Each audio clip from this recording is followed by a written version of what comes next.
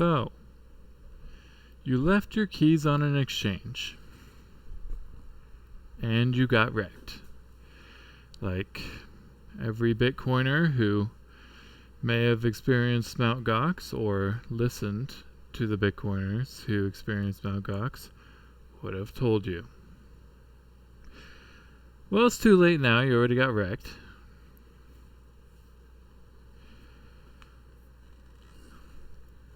Whether or not you decide to completely leave Bitcoin or stick with it depends on the answer to one simple question. Are you willing to finally learn the self-responsibility that it takes to hold your own money? And if the answer to that question is no, then leave. Stop using Bitcoin. Stop using cash. Stick with the banks. Enable their bad practices and continue to support the bailouts and the political lobbying that they do that goes against your best interests. Now, if you would like to learn that self-responsibility, then here is a very simple guide.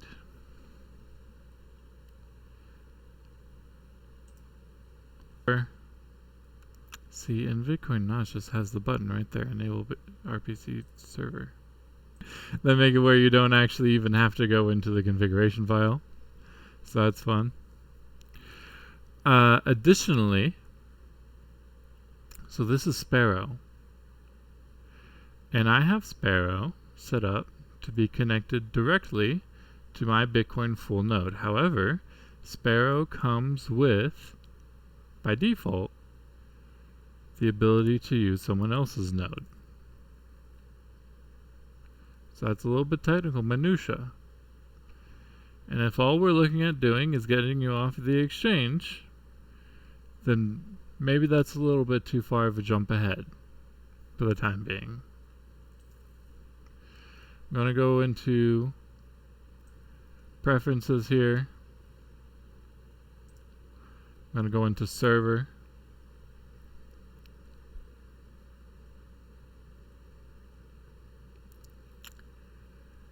Oh man, edit existing connection.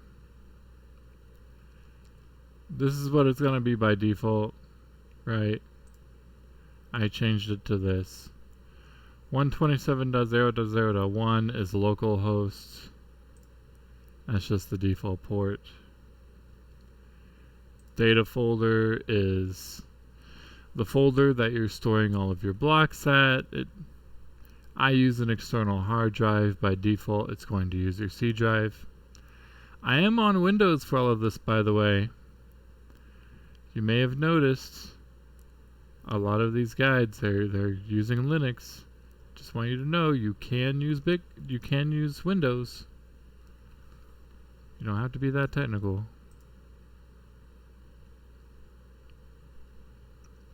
And then that just shows you that it's connected. Now, if you're not messing with all that, you're in here. And again, this is probably more complicated than you even need. But for here, oh, we have to use a hardware wallet. No, we don't. We don't have to use a hardware wallet. We don't want to spend the money on it. We're just going to create a new software wallet. I had to read the thing.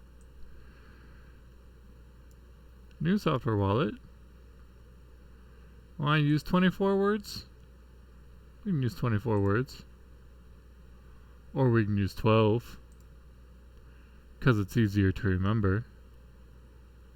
24 gives more security. Either way, you have to write this down. Just generate new ones.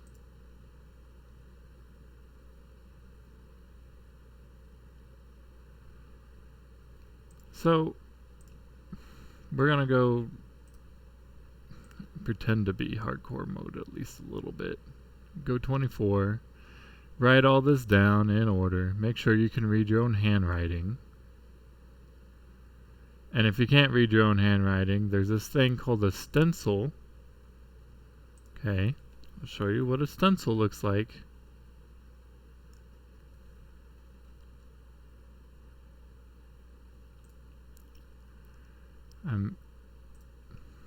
For letters. They got all these weird designs here.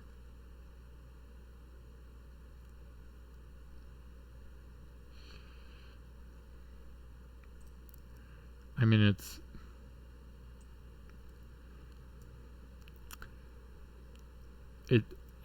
like the most blocky letter. Like there's no way you're not gonna be able to read that, right?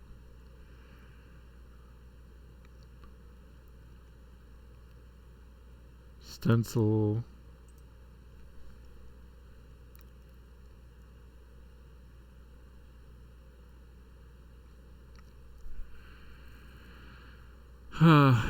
And so they usually come in these plastic things. You stick your pencil into these spaces where the letters are, and you just sort of scribble, and it doesn't let your pencil go outside the lines.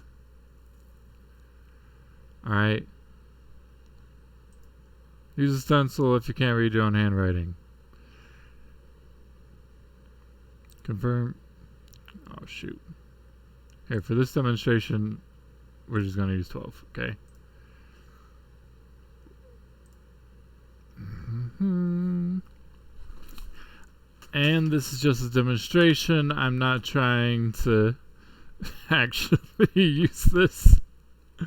So, I would not like to sit here and actually write these down right now.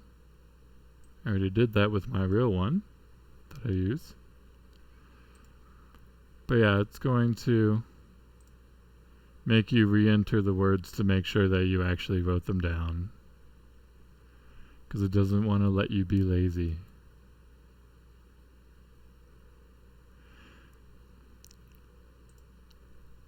If we were to memorize this, we would be memorizing Dove, Alley, not Ally. Dove, Alley, Young, Rug, Trial, Leisure, Pretty, Pig, Galaxy, Asset, Evidence, Toss. And we could just memorize this. If we lost our backup for some reason, you know, we just memorize it. And that's how simple this stuff is, guys.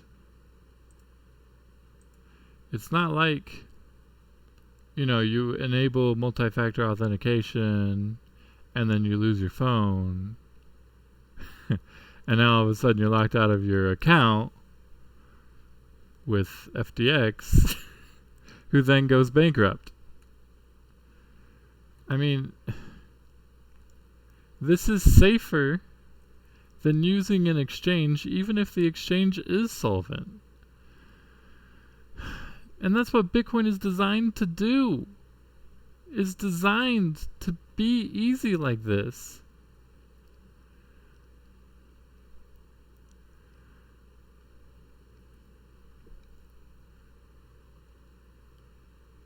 I didn't create a passphrase because I'm just trying to do a demonstration. Okay, this is important too. This is derivation path. So write that down as well. Whenever you're trying to restore, you're going to need that. This is the default derivation path for Sparrow. So typically if you use the same wallet to back up your stuff as you are for what you're trying to use to restore it, this default will sort of save you if you forgot it. But otherwise, just write it down, just in case you want to use a different software one day. Okay. Now here's the thing. let's go ahead and apply. We're just gonna go ahead and apply. And we're just gonna continue. This is a single signature. So if this computer ever got like a virus on it, it would steal your Bitcoin. So just be aware of that. I'm gonna go into the multi-signature portion. But, oh, what's all these numbers and letters? I don't know what I'm doing. Well, this is what the QR code thing is for, right?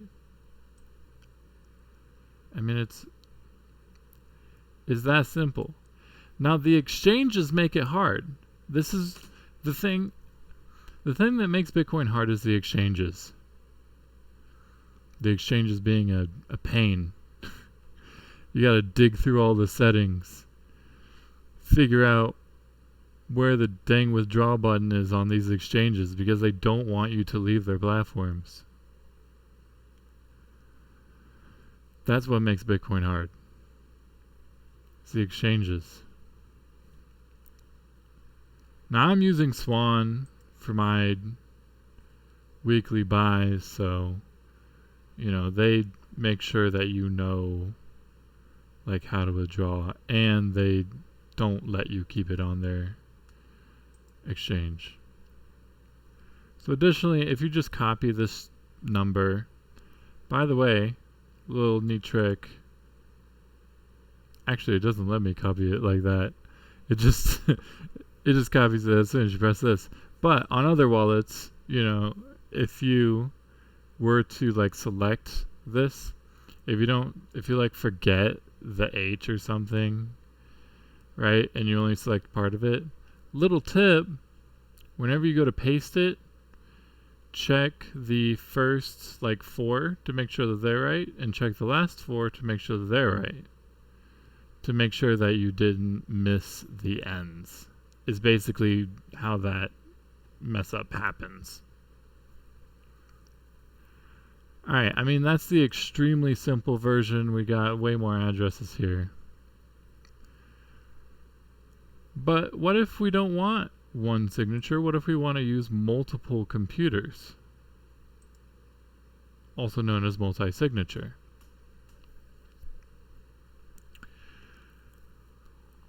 Well, I'm only recording on one computer, so I can't show you other computers, but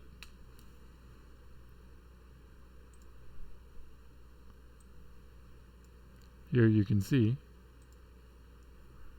Hey, by the way, it got rid of my other wallet, and now here I am backing it up. Dove, Ali, goodness gracious. I would probably, just because of the way that I pronounce that word, I'd probably regenerate those words. It might help me, right? Rug. Trial. Leisure. Pretty. Pig. Galaxy. Or keep it the way it is. I'm just gonna type it out the way it's written on the paper, right? Doesn't matter. Evidence. But it might matter if I'm memorizing it. But those are personal considerations that you have to keep for yourself. Alright, this derivation path looks different. I think it's different because we're using multi-sig.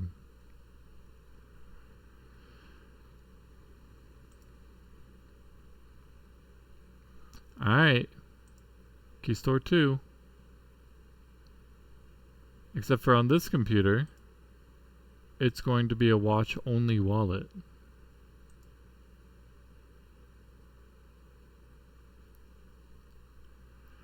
And the derivation path is going to be the default, right?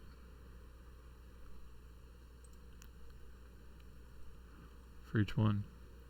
On each of these computers, we're going to install the software and we're going to generate a new address on each computer, just like we did with the first one.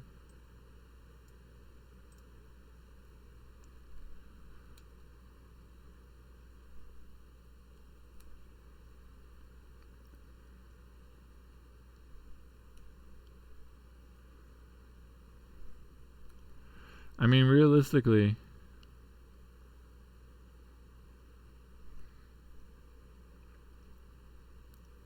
well, I'll talk about that here in a second. So this is the default. Hey, look at this. There's a slider over here. What is this? Oh, that's 2 of 3. This is a 2 of 3 multi-sig we're creating. We can make it 9. Oh, we can make it 10. Oh, we can just keep going. We can have as many signatures as we want. And in this version, it's only 2 of these 17 addresses that we actually need to spend.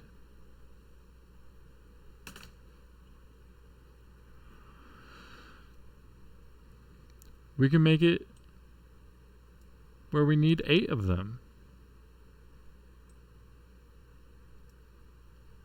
Right? We're just going to do 2 or 3 here.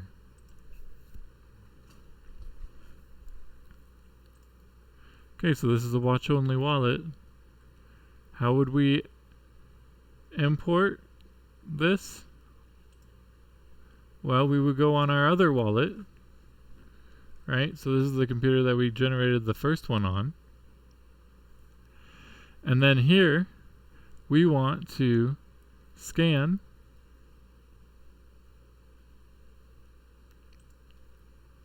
I'll show you that in a minute. What we're going to scan is, see, I clicked this button and generated this QR code. So that's it. You just scan the QR code. That's going to create your watch only for the other computer.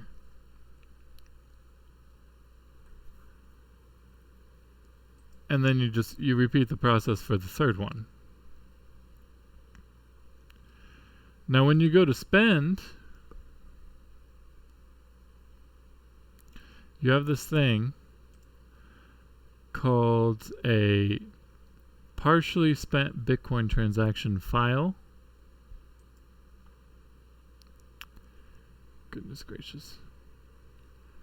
That I cannot demonstrate to you because I did not set this up for for that demonstration, but the whole system works through QR codes. So without connecting your other 2 computers to the internet at all, you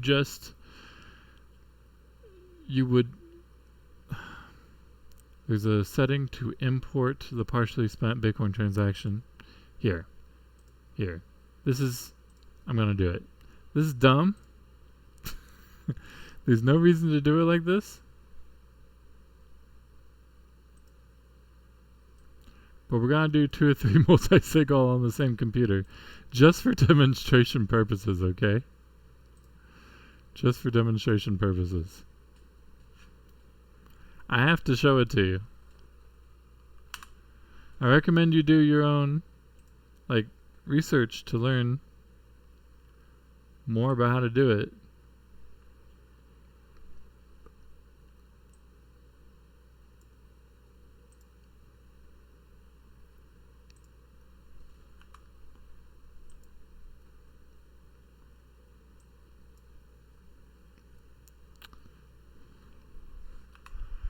Come on.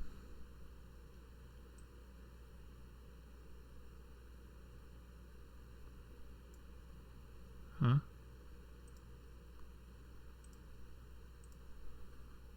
Come on. Trying to throw these seed words into paint real quick. Okay. Confirm backup. Re-enter words.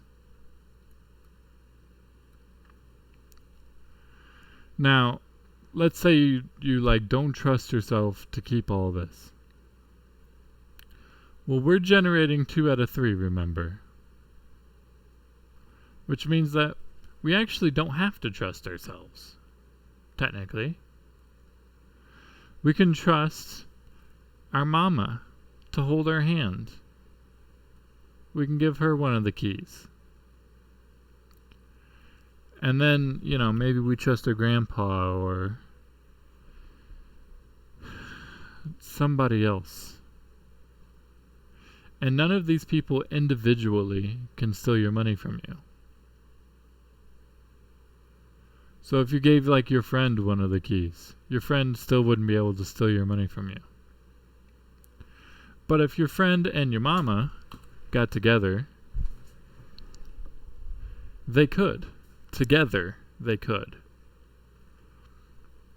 If you and your friend had a falling out, you don't like each other anymore, you can still go to your mama and spend it to a new wallet and then reestablish who you trust and all that. Right? So it's not just like it's not like holding a bunch of cash under your mattress and worrying about whether someone's going to break into your house, They can break into your house and still won't be able to steal your money because they got to break into your mama's house too. Assuming, of course, you don't live with your mama, right?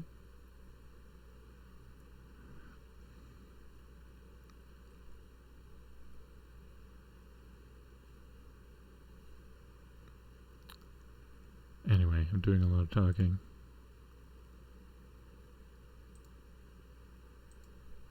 Did I type this in right? Maximum. Program. I typed in problem. See? It was wrong. And it told me it was wrong. Program.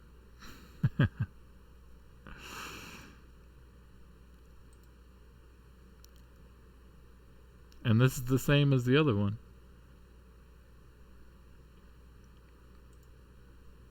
It's the default. Still important to write down. Alright, here goes the third one.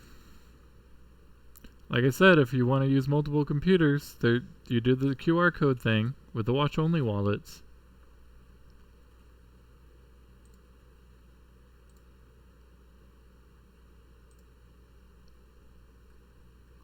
Random is one of the words. That's funny because we generated it randomly.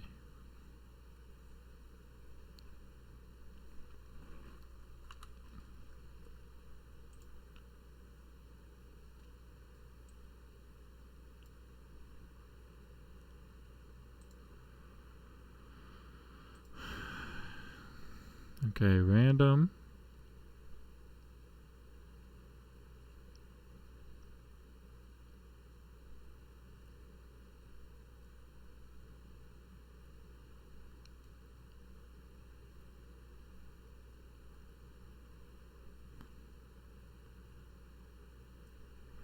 Whatever happens, okay? Never forget the reason that you have Bitcoin. If your reason is for getting rich, is the wrong damn reason.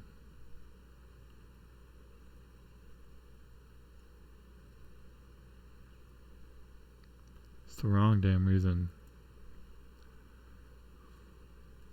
Sure as hell ain't getting rich leaving your shit on an exchange. Alright, this is just turning into a lecture.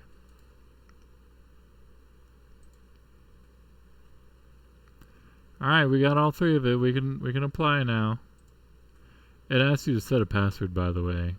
It encrypts your files. If you set a password so that if you didn't have this program turned on, people still couldn't spend from it, even if you had a single sig. Unless they had the password. Not the best security though, still. Okay, so addresses.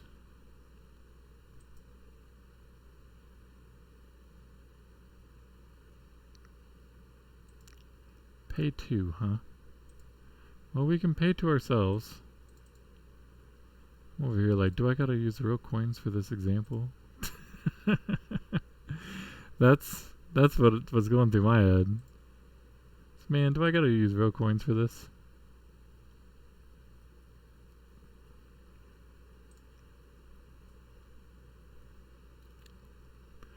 can't even create a transaction because... Can I make a 0 sat transaction? No. I would have to use real coins. I don't want to use real coins. It's fine. Anyway, you click create transaction. It's the same back and forth QR code scanning to get the signed transaction to go to the next computer where you then sign it. And then you do the QR code thing with the next computer for them to scan. And then they sign it. And then whoever has the internet connection then broadcasts it to the Bitcoin network. This is the complicated version. And it's not even that complicated. This is the complicated version. Remember, we were on single signature before. Okay. So the real guide that you need, realistically, is actually how to go through all of the settings, right? How to navigate the freaking menu of the exchange you're on. That's the real tutorial that you need, because the exchanges make it difficult.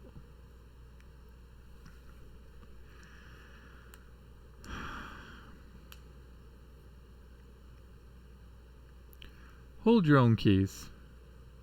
On the 3rd of January, that was when the first Bitcoin block was created.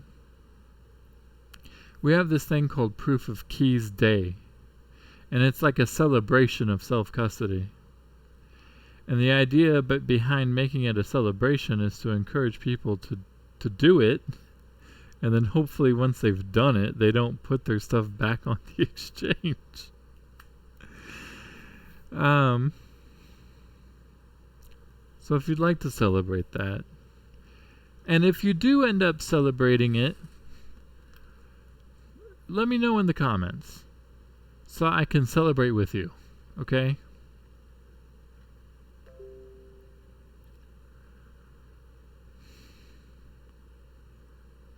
Don't forget the reason why you have Bitcoin, okay?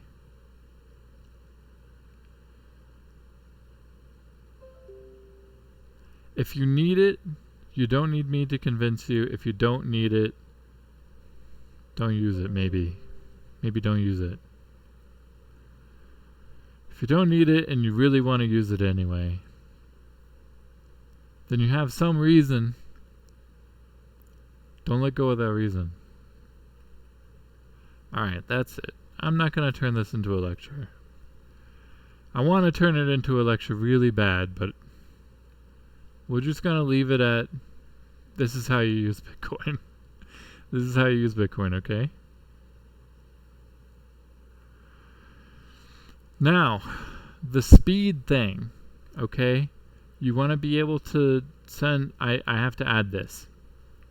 You want to be able to buy things with it. Okay, now you're looking at your spending wallet. What I just showed you is your like savings like vault, where you have everything sort of locked up and secured. You want to like do spending with it, then it's more like, okay, you're taking a little bit of your money and putting it into like a billfold that you're putting into your pocket. And the billfold that's in your pocket is known as a mobile phone. And so what I personally recommend is gonna be Phoenix Wallet. And it's, there's, the address that I showed you there is called on-chain. It's an on-chain address. When you're doing the spending wallet stuff, then you're going to learn about this other address type. So they're not compatible with each other. If you try to send something on-chain to a Lightning address, it's not going to work. And if you try to send something from an a Lightning address to a Bitcoin to an on-chain address is not going to work. So you have to understand that difference as just sort of a baseline understanding. You have to fund your Phoenix wallet.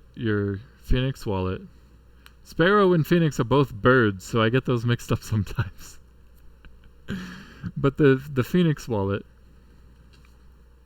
you have to fund it with, I recommend you fund it with an amount that is large enough that you don't think you would ever go above that amount in cash in your pocket. Okay, so like if you're the kind of person that would never go outside with more than $20 in their pocket, then fund it with $20 and don't put more. If you're the kind of person that only goes outside with $100 or $200 in your pocket, then fund it with $200 and don't put more. Now, people have complained that they have a 1% fee when you do this, and that's true. But once you spend that $20 or that $100 in your spending wallet, anytime you fund it from that point on, you're not going to be charged that 1%. And I really like to use Cash App to buy my Bitcoin from. Cash App, you can use the Lightning Network to withdraw it from Cash App. So you don't have to worry about the on-chain stuff. Anyway, I'm glad. This is the last thing I want to say. It is a good thing that FTX went bankrupt. I'm happy about it. Because in 2008, they bailed out the banks, and everyone was so upset about it. And that's why Bitcoin was created. Remember, the Genesis block, it says, like, it's basically like an advertisement for why Bitcoin was created. The Times, the 3rd of January, 2009, Chancellor on brink of second bailout for banks. Like, people were upset about that. People were upset that we were enabling bad actors by giving them bailouts. So we created a system where bailouts are not possible. That's a feature. That's a feature. So either use it or just enable the bad actors.